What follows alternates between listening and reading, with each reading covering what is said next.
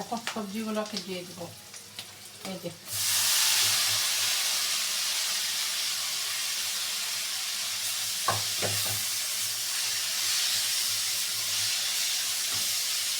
এখানে soya sauce add করা যায়, কোনো প্রবলেম নেই।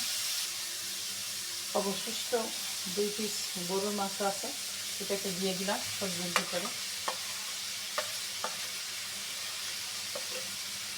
আর যেটা দেবো ডিমের এই কুসুম আছে, এটা এখানে ঝিঙে দেবো। দেখতে অপূর্ব হয়েছে না? এটা দেখুন কত সুন্দর দেখাচ্ছে, এটা কদম ফুলের মতো। তো এখন আবার একটু উল্টে পাল্টে দেবো।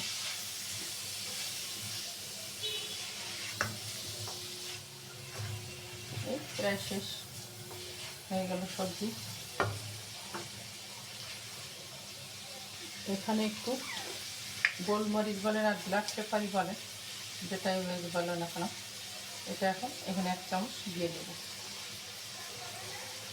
আর কোনো মশলাই দিলাম না এখন। আল্লাহ হাফেজ।